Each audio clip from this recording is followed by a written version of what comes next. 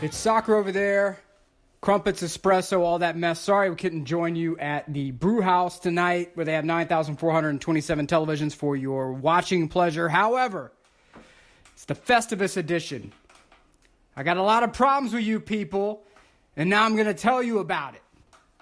And I'm joined by the Duchess. Say hello, baby. Hi. That's right. We have things that we want to discuss. Number one, and Milan lost 5-0. 5-0. For those who need the scoreline, 5-0 to Atalanta. 5-0. I know, that's what I'm saying. A presents? Oh, more presents. Thank you, Pumpkin. I'm getting presents now. That's what's happening. My 3-year-old daughter must console me because Milan lost 5-0 to Atalanta. Ugh. Equaling their worst defeat in like 21 years. I got a problem with the fact that ownership is completely negligent here. This is not something that happened overnight. This is something that's been building for the past decade. You guys took too long to get yourselves ready for the future. You took too long to get yourselves ready with replacing the talent, and instead you went ahead and just kept re-signing veterans and re-signing aging players, thinking that you were going to be A-OK. And, well, look at you now. Juve completely turned over the roster, chased off people like Alessandro Del Piero, legends. They said, get out of here. And people said, oh, you horrible Juve. My goodness, look at you. You're just so terrible chasing off these legends. And look what happened. They rebuilt, retooled, and they've been the most dominant team in Serie A for the past decade. Inter, they tried to do it. They tried to do shock and awe. Hired Frank de Boer, all that mess, went terrible. Then they kept trying to do the old ways of spin, spin, spin. Nope. Then they caught themselves. Retooled, rebuilt, and look what happened. Now, they're fighting for the Scudetto. But Milan, who kept those aging legends around for so long, trying to milk every last game out of it, look what happened to you.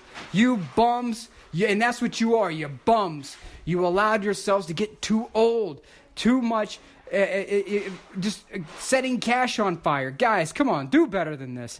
And as the tweet said earlier today, the American dream is over. Elliott Fund, the vulture capitalists themselves, they thought they were buying a diminishing asset, and it hadn't even hit ground zero yet. It's almost there. Yeah, baby. Oh, look, see, and the Duchess has brought me a present. You know what's in there? Let's open this present up and let's see what's happening in here. We have pots and pans. We have a tea set. We have a dinosaur. A dinosaur. Does this dinosaur look like AC Milan to you? Yeah.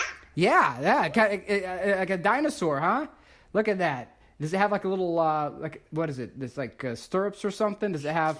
This is a necklace. A necklace. It's a dinosaur with a necklace. Huh, I like that. That's very cute. And let's see, we have a tea set and a frog in here. Just like AC Milan, if a princess were to kiss this frog, one would think it would turn into a prince, but that's not going to happen. It's not going to turn into a prince. It's going to stay a frog. Thanks, Milan. That's what's going to happen to you guys as well. Let's see what else is in this present of goodness here. What do we have? Oh, we have a tea set. Look at that. Look at that. It's like a little tea party. I think that's what the executives at AC Milan are doing. Here, pour me a cup of tea, would you? Oh, there we go. Can you pour a cup of tea? Let's see. Let me get a cup. Is there a cup in here? There's a cup. Here, honey. Pour me some tea, huh? Oh, look at that. Oh, it's delicious. Thank you so much. Tell Milan. Okay. It's delicious. It's delicious. There's something very satisfying about this cup of tea. Stop. Okay. Stop drinking it. Stop drinking it? No. Okay, I shouldn't drink it. That's the thing, is that Milan should stop drinking their own Kool-Aid. You're not a big club anymore. You guys are just a mid-range club that's in danger of relegation. Just like 90% of the other clubs in Serie A, in the Prem, and in La Liga. So guys, that is what you need to be getting sorted right now, because this right here, my pumpkin's Christmas presents to me, it's oh, look, is that a baby bottle? Tell Milan. Oh, is this for the Milan babies who think that they're going to turn things around overnight? Yeah. Right? That's what the baby bottle is for? I think you're 100% correct. This is for the Milan babies who think it's going to be turned around overnight. Okay, you're Milan. I'm not. I'm still a Milan fan. You're right. I'm still a Milan fan. Are you? No. No? I'm a mom. You're a mom. You're a Milan mom. Okay, good for you. Can you go pop your bubble wrap over there? I know. I was just quick. Let's go. Okay, well, I will in just a second. I got to finish this up. So, guys, look, Christmas is coming around. Hanukkah's here. Guys, I'm sending a present. A present? You're getting a present for all the listeners out there? Okay, we have presents too. And the present is that we're going to be doing more video content in 2020 for you. So if you can hear what's going on here.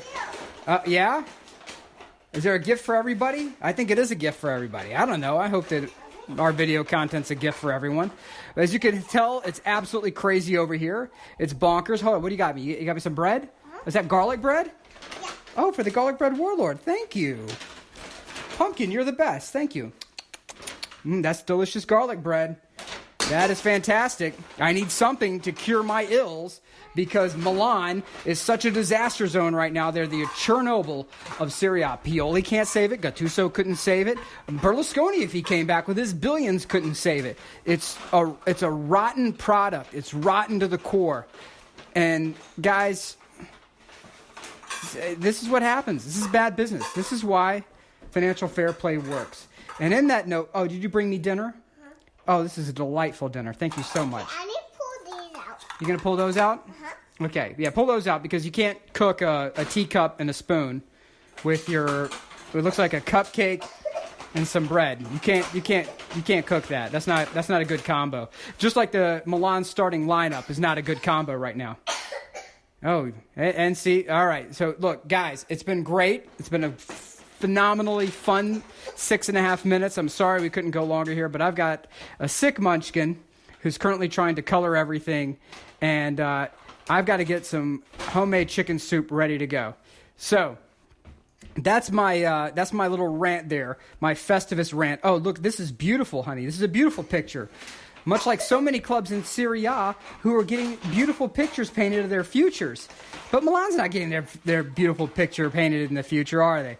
They got to work on that. They got a lot of work to do. So another thing is guys, for those who are not enjoying the transfer process. Dad, I need to finish Milan's picture. Okay, please finish Milan's picture. Give them hope. Hey, come here to the table and do it, though. Not on the floor. Not on the floor. I don't want to clean up the floor. There you go. Yeah, do it on the floor, the table there. There you go. All right, so look, guys. My other thing is enjoy the transfer season. Stop being curmudgeons with transfer talk and all this mess. Sometimes you're going to get it right. Sometimes you're not. But that's the fun of it, guys. It's like recruiting season in college football, right? And if you're mad because your favorite player may be on the way and we have to keep player X at all costs, just remember college football and college basketball, how we go over a roster, like we do roster turnover every year. It's part of the business, and soccer is no different. It's not like football. It's not like baseball where you get these guys 5, 6, 7, 8 years. That you don't really want that, especially if you're a growing club. You want to have a roster where you can sell people and make cash. That's the business model. That's how it works.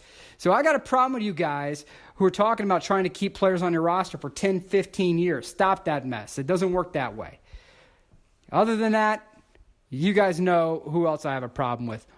People who have issues with with color of skin and origin and whatnot. Racist out there. You guys, get out of the game. I don't need you. I don't want you there. This picture, though, Pumpkin, is beautiful. Right? This picture is beautiful. Well done. Good job. I'm very proud of you. Look at you. You're doing a little ballet turn now because you're so proud of yourself. This picture right here that you painted for Daddy is what I hope everyone has going into 2020, both personally and from a soccer standpoint.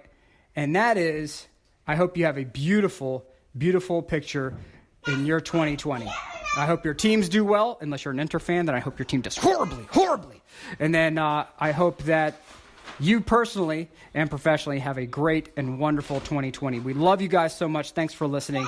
Mucha, mucha euro, y'all. Hey, Pumpkin, can you say mucha, mucha euro? Mucha euro. And Buon Natale. I got some icings in here. Oh, good. Okay, I got presents to open, guys. Buon Natale. Merry Christmas. Much love. Mucha, mucha euro, y'all.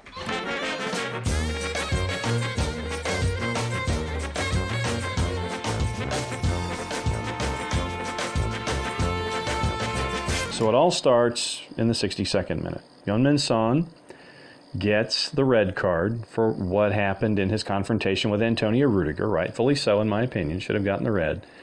After that, Rudiger was allegedly subject to racist chants in the home end at Spurs Stadium.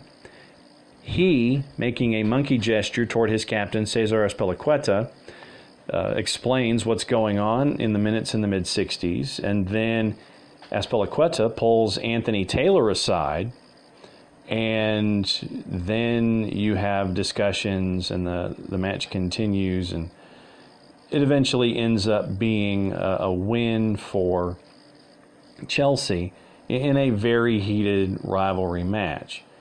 So the larger thing here, once again, 2 weeks after we have the discussion in the Premier League, Ole Gunnar Solskjaer said some tremendous stand-up things when it comes to the stupidity of racism. And it is now something, sadly, that once again on a Monday we have to focus on, and we will continue to focus on it.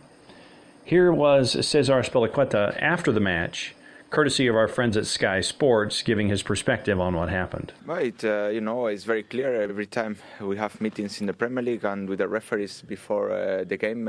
We have been told to report if any incident with racism happens straight away to report to the ref.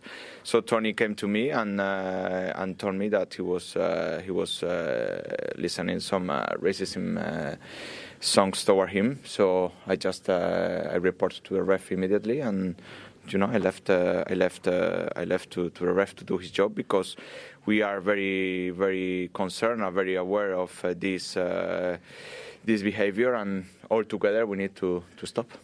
Do you know if any other Chelsea players heard it at all? No, because obviously we went straight to play, because the incident with Son and his red card was towards this area, and it's where it happened. So now I hope everything gets clear and we eradicate it as soon as possible, because it's an issue not only in football but in life. And altogether we need to work towards the eradication of the problem.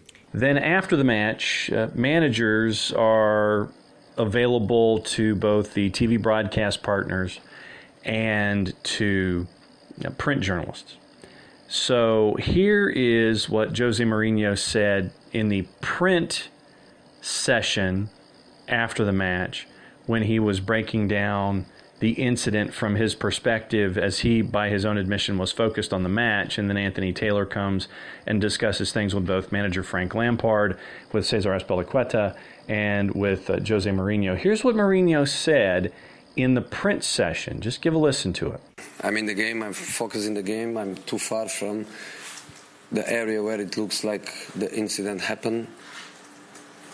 I have not much to say apart of saying that is something that saddens me.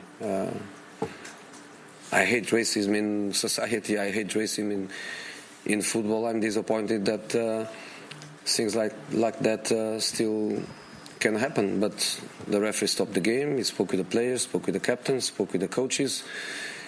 I was losing. I don't want the game to be stopped, but immediately when I knew the reason why the game was stopped, I obviously understood and accepted it. And I think also the club is a very proud club in this kind of situations, and the club also internally will try to deal with it. Then after that, when the match was over, we turned to our friends at NBC Sports and NBCSN, where Rebecca Lowe, Robbie Earle, and Robbie Mustoe discuss it. And it brings a larger point that we continue to bring on the show every Monday. But the point by Robbie Earle here is key. Robbie Earle, should figures like Jose Mourinho, like Frank Lampard, like others in big positions and high-profile positions who have platforms be doing more when asked questions about these allegations? Yeah, I was a little bit disappointed in that, Rebecca. I'm sort of frustrated. Jose Mourinho is a so-called special one. He has a huge media platform. He has a huge football platform. If he says something strong, the world will listen.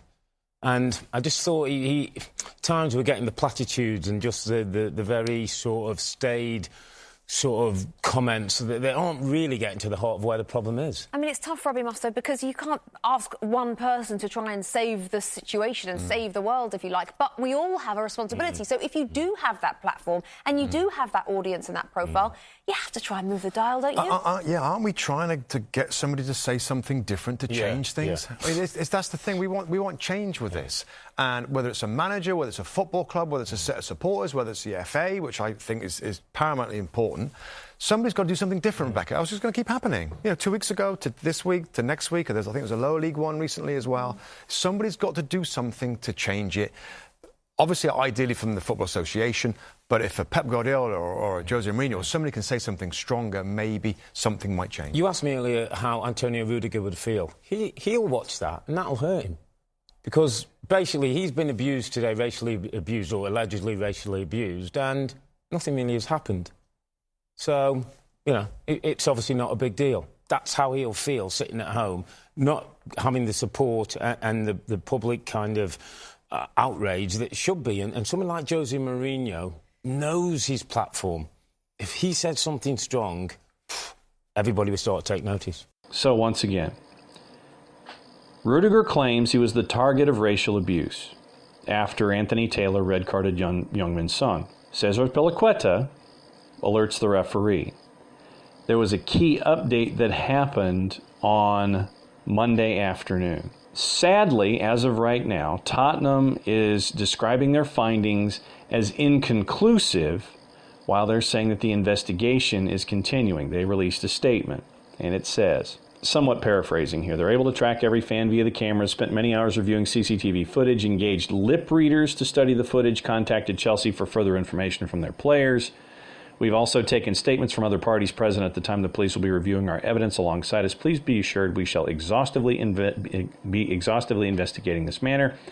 Any fan found guilty will receive a lifetime ban. At this time, however, we should point out that our findings are inconclusive and would ask the comments be reserved until the facts are established.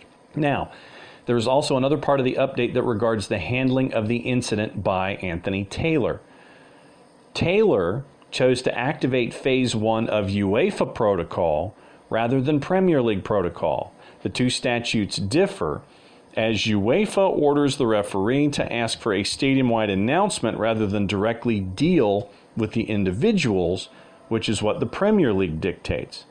The Tottenham statement says, when the incident was conveyed, Stage 1 UEFA protocol, ask for an announcement to be made as well as requesting further announcement. The Premier League protocol differs, and then they get into that as well. So Anthony Taylor has a history, and now the club is requesting the Premier League clean up discrepancies, asking him to make clear how they would like to make referees and clubs handle the abuse in the future.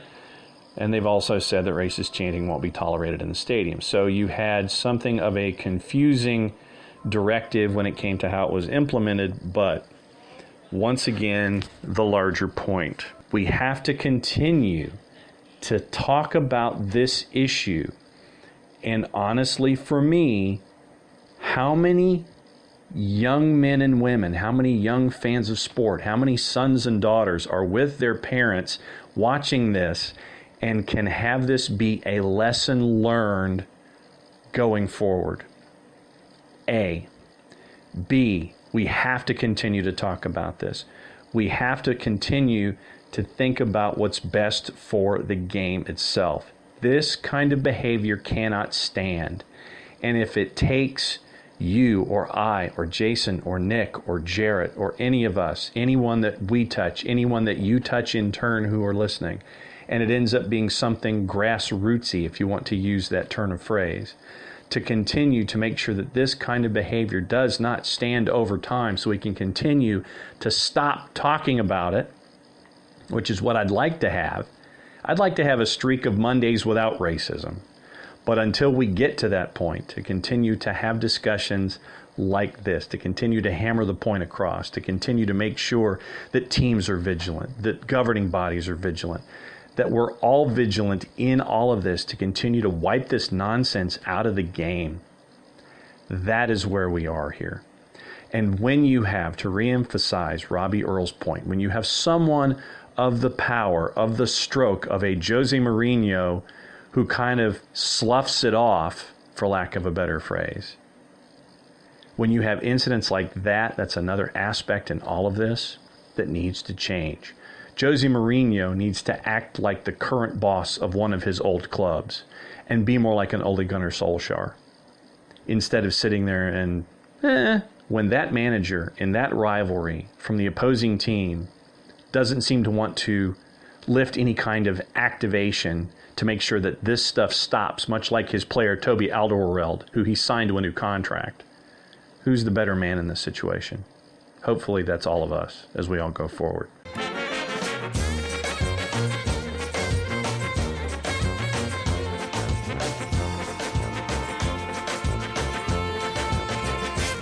Welcome back. Soccer Over There, December 23rd. Sorry we couldn't be with you guys tonight. Make sure you're making your plans for Boxing Day and the festive fixtures around the Premier League and heading over to see our friends at the Brewhouse Cafe. All the matches, Boxing Day, the rest of the weekend, some big matches. We'll get into those here in just a bit. A little more follow-up on our least favorite segment, Mondays with Racism, because this is just a regular thing. Actually, there has been an arrest in London regarding the match between Chelsea and Tottenham, but it's a Chelsea supporter who has been arrested. Chelsea spokesman said, "We are aware of an alleged racist incident involving a Chelsea supporter at yesterday's match. Chelsea Football Club will not tolerate any form of racism, nor is there a place at this club for anyone who is found to have engaged in such behavior. If a season ticket holder or member is involved, we will take the strongest possible action against them, including bans. We will also support any potential criminal proceedings by the relevant authorities." This is something that happened where Chelsea supporters let people know about fellow Chelsea supporter who was allegedly racially abusing Tottenham midfielder Son Heung-min. This came out today, this afternoon, in The Guardian. We know what happened with Rudiger. We know where that stands. We've had all the conversation about it.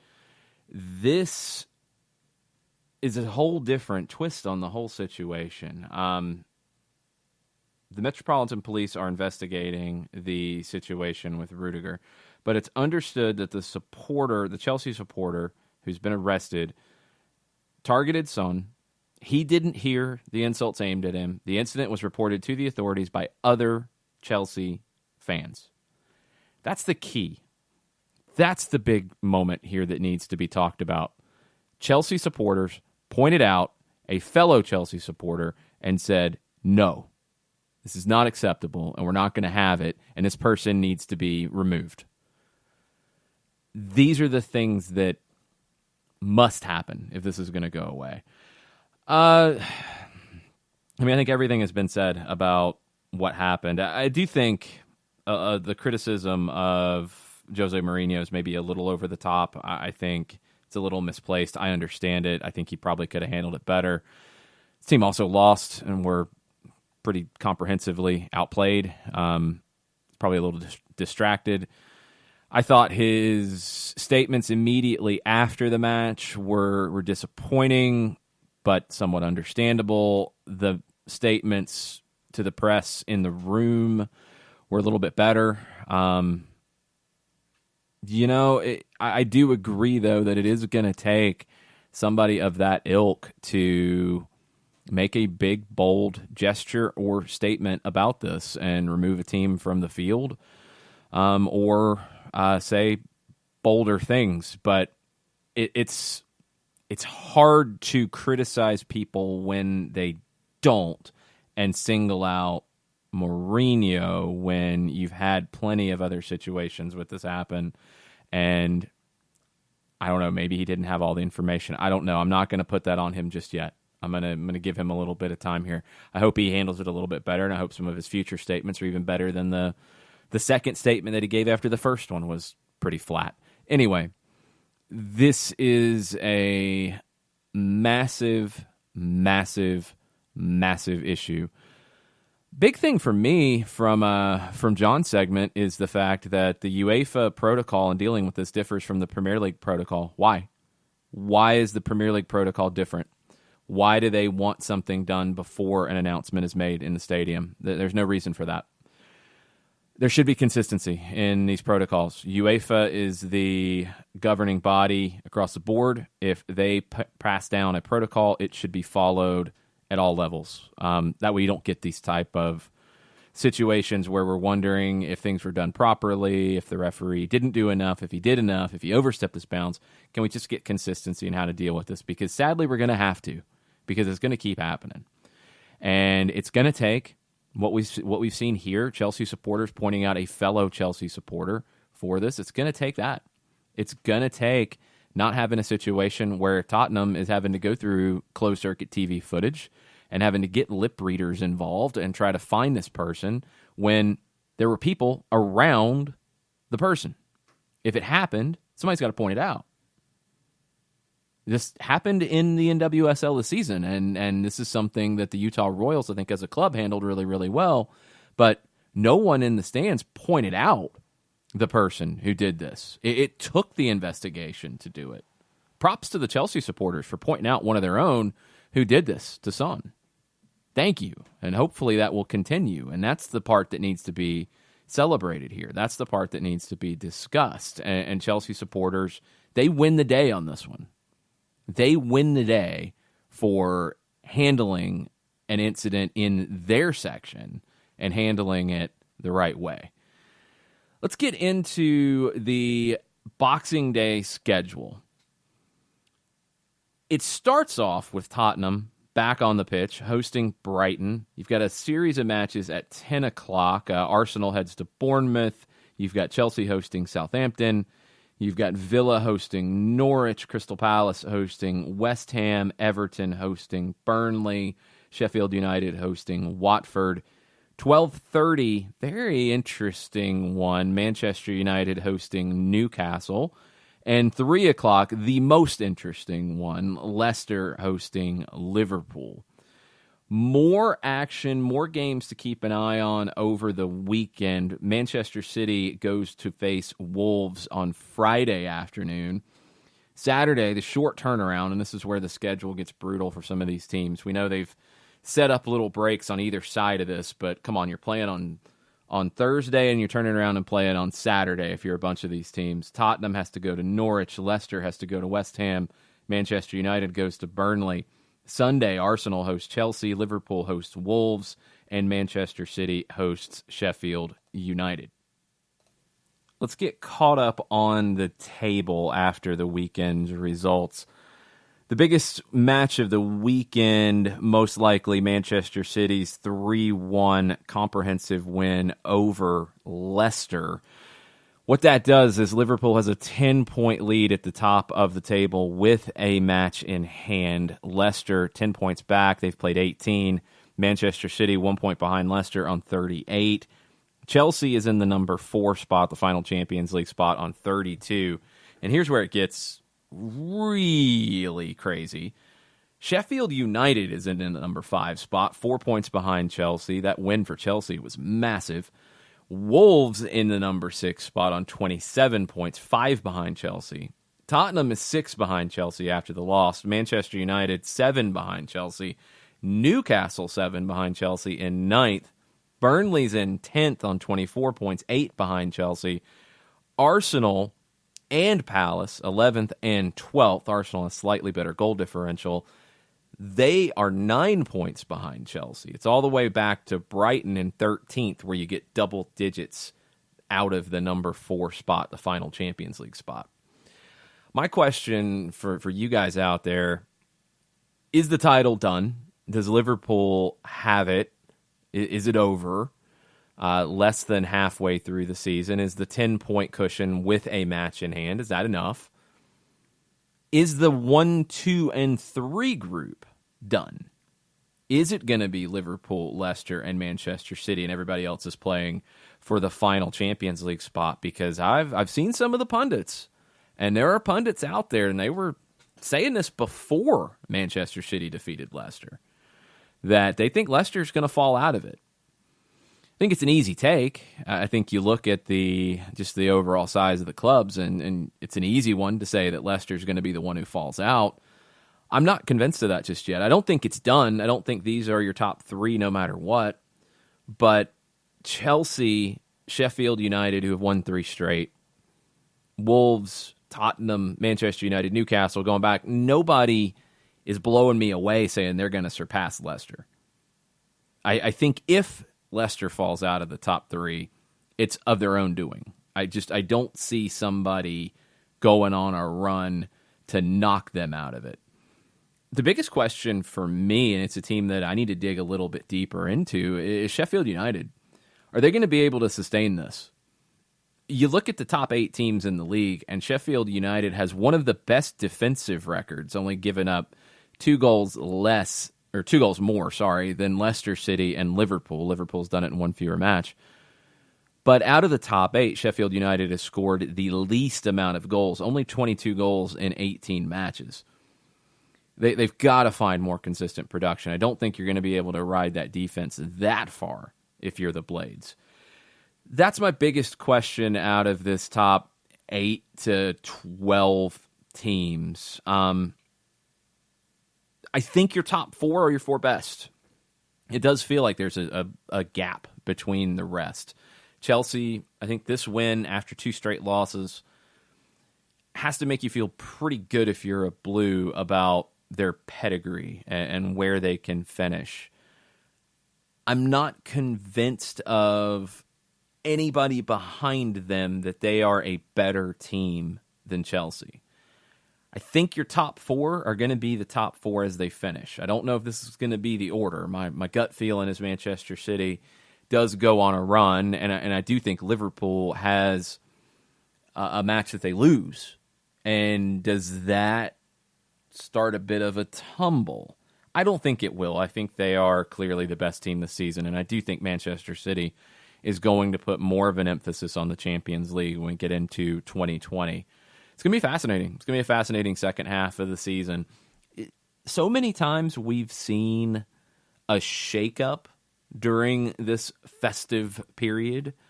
Are we going to see that here? You know, you look at some of the quick turns for teams.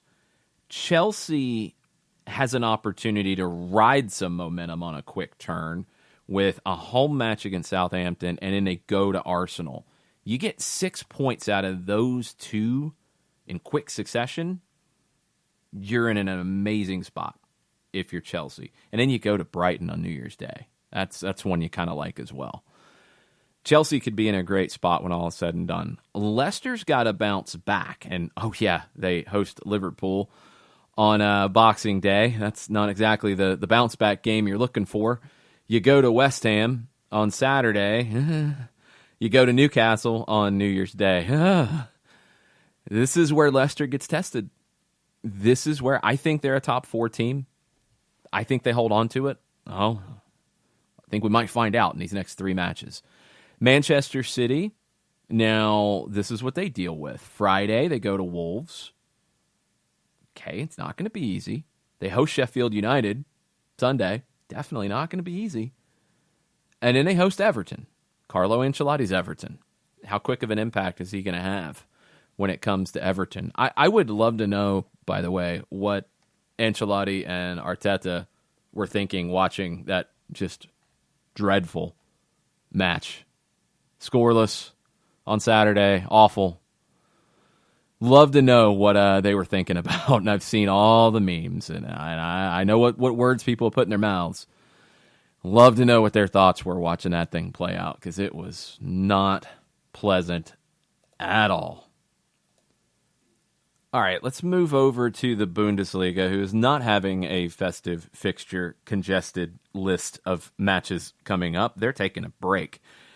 They're the smart ones in all of this. RB Leipzig sits at the top of the table with a win. Mönchengladbach with a draw, and people are not happy about RB Leipzig sitting at the top of the table.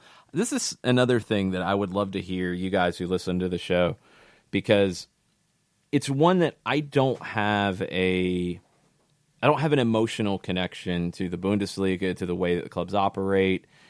I know what Red Bull is doing with Leipzig is very different than the typical club in Germany, and I know that that's rubbed a lot of people the wrong way.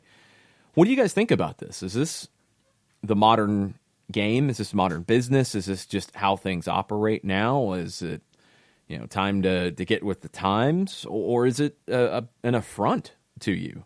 Let us know what you think, because we haven't seen something like this in American soccer. And honestly, I don't know if we will in our lifetimes, because everything is pretty new. You don't have the history that you do there, and you don't have some of the rules that are in place about being members clubs and businesses, and no one being able to have more than 50%, businesses not being able to own a team that way, and all the different rules in place. I don't know if we'll ever have something comparable to this. So I'd love to hear from longtime Bundesliga folks who listen to the show, listen to our podcasts. What's your reaction to the winter break with RB Leipzig sitting where they are? Only 2 losses on the year. They're on 37 points. Big win for them over Augsburg on the final match day of 2019. The table, you're starting to get a little bit of separation after it's been very crowded in Germany. Mönchengladbach 2 points back. Bayern has won 3 in a row under Hansi Flick. They're 4 points behind Leipzig. Dortmund with a bad loss to Hoffenheim to start the weekend's fixtures. They are in 4th place, 7 points back. They're level with Schalke on 30 points. Schalke 2 straight draws to go into the break. Leverkusen with a win. They're on 28. Hoffenheim's won 2 in a row. They're 10 points back. They're in 7th place. Freiburg and Wolfsburg close out the top half of the Bundesliga. Leipzig is a very interesting story when you dig into it and what they're doing at the moment. Are they going to be in position to handle Tottenham when you get into the round of 16 in the Champions League? They'll see them first leg in London on February 19th. They get this break, so they get to rest. Then they come back with 5 matches in league play and a 3rd round match in the Cup before they see Tottenham. So they'll have plenty of time to get back up to speed. A month of games and a pretty crowded fixture list in that month. I think Leipzig can get past Tottenham and advance. And I think that's really going to get people talking when you have Leipzig move on to the quarterfinals of the Champions League. I think they're the better team here, and I do think they'll get through. Timo Werner has been just a force for this squad, and I think he'll continue to do so. And in the match, it was the first time we saw Tyler Adams in a long period of time after an extended injury layoff, and he had an additional foot injury, complications from it, the whole thing. He had only returned to full training with Leipzig's first team earlier this month. Started it right back. Be very curious to see if that's where he ends up playing for Leipzig on the regular.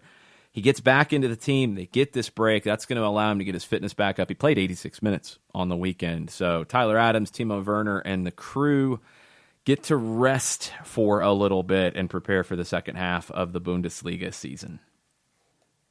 All right, it's a Monday. It's soccer over there. We don't have John to do the jingle, but it's Mondays with Reddit. And the reason we're going to a Mondays with Reddit is because Marca in Spain is reporting that Andres Iniesta is being talked to by Juan Sebastian Verón about coming to Estudiantes de La Plata in Argentina. Now, his former teammate, Iniesta's former teammate, Javier Mascherano, has joined Estudiantes. We've seen Daniele De Rossi join Boca. Iniesta is in Japan at the moment, at Vissel Kobe. Iniesta and Mascherano, very good friends, longtime teammates at Barcelona. Of course, that's going to be a key. How wild would it be to get De Rossi, Mascherano, and Iniesta all to Argentina to play in the Superliga? would be all over Fanatis even more. I'm already all over Fanatis, and if they want to sponsor us at any time, they could do that because they're an awesome service and we use it and we get nothing for telling you about it all the time.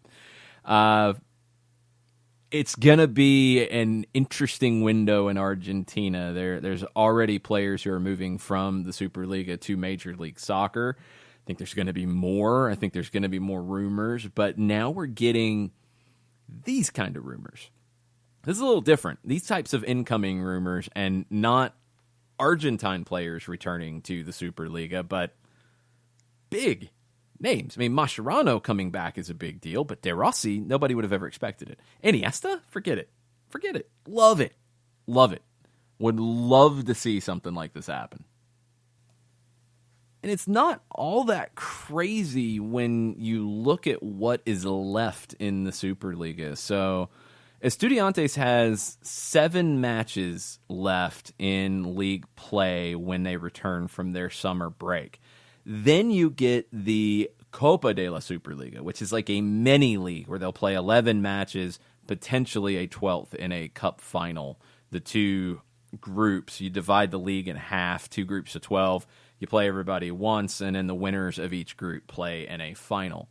So you're coming down, if you're Iniesta and you get talked into this, and Mascherano promises you all the nice asado and Quilmes you can drink, and all the good dulce de leche and all the good stuff.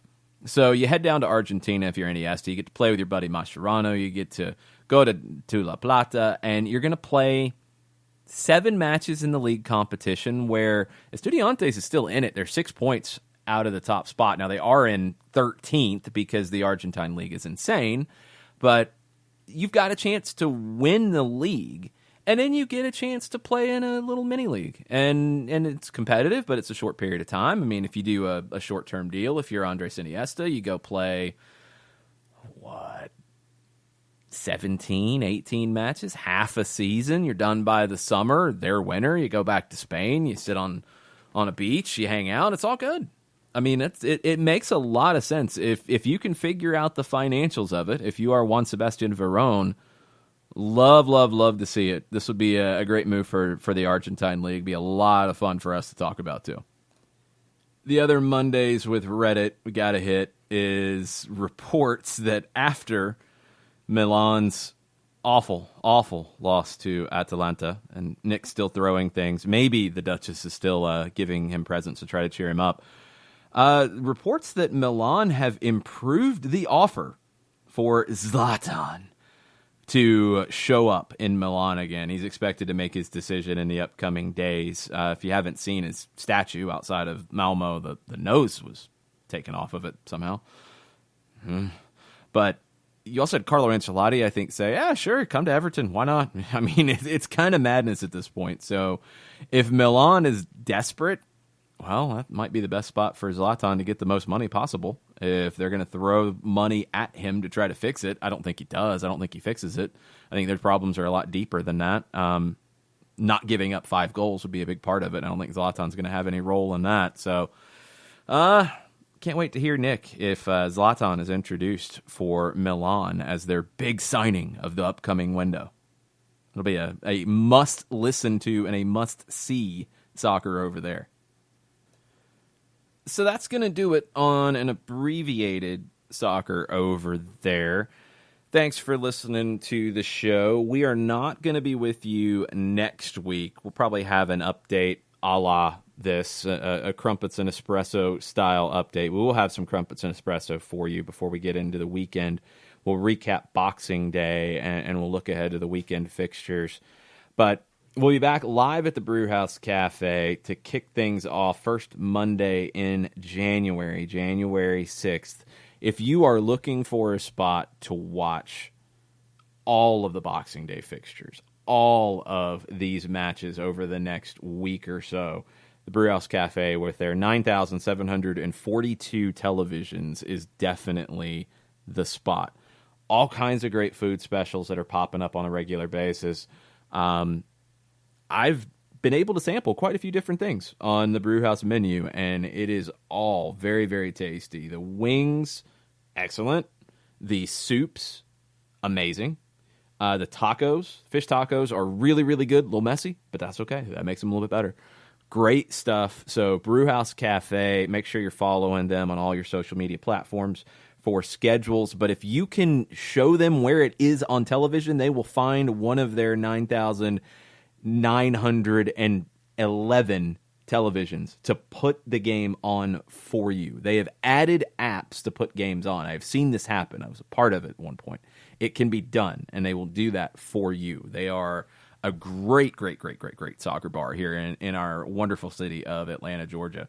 One other thing to keep in mind coming up, and we might have a special 1v1 about this to get you ready for it. The Liga MX final. Club World Cup went as expected. Liverpool had to sweat, but they got through Flamengo. They got through Monterrey. They win the Club World Cup for the first time ever. Well, Monterrey won the third place match, and they did that with a little bit of a rotated squad because they still have work to do to finish out 2019. They're on their way. Well, they should be back now in Mexico, and they're getting ready for a Boxing Day match of their own in the evening against Club America. It's a 2-leg final. It'll be Thursday and Sunday. This is going to be a really fun one to watch. You have two high-profile managers in Miguel Herrera and Turco Mohamed. You have two big clubs in Mexico battling it out in Rayados and Las Águilas. It's a heavyweight matchup, and it's going to be compelling. It's going to be all over today, and it's must watch, and especially after the CONCACAF Champions League draw for Atlanta United fans, because that team at the Estadio Azteca, they are looming if they take care of business and Atlanta takes care of business in the round of 16 in CONCACAF. Might be seeing each other in March. This will be another sample of how Club America handles big match situations. We saw them at the Mercedes-Benz Stadium. They did not lift the trophy that day. We'll see if they lift a trophy against a Monterrey squad that their loss to Liverpool was the first loss in Turco Mohamed's spell with the club. It was what he's done with Rayados after Diego Alonso and his reign kind of all fell apart. It's been very, very impressive. I think Rayados come in as the favorite. You just wonder if the journey to Qatar and back has any impact. I think they have played the better soccer over the last month. I think they are the better squad, and we'll see if they lift the trophy. But we'll be talking about that either in a separate edition or on Soccer Down here this week as we get ready for the Liga MX final.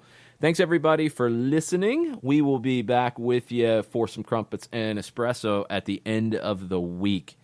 Mucha plata, mucha euro, all the lira, all that stuff. And thank you, and happy holidays, and Merry Christmas, and Happy Hanukkah to all of you who are listening out there.